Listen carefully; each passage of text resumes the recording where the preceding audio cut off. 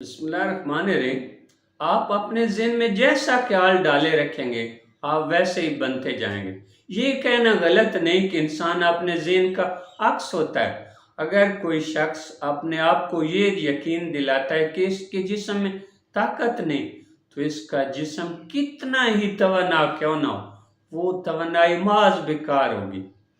यूं कह लें कि आपने अपने ज़हन को हिप्नोटाइज करके इसको ये यकीन दिला रखा है कि आप कमज़ोर हैं और आपके चेहरे में कोई कशिश नहीं।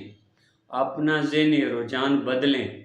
कोई दवाई नहीं जिससे ज़हन के तखरीबी रुझानात को बदला जा सके।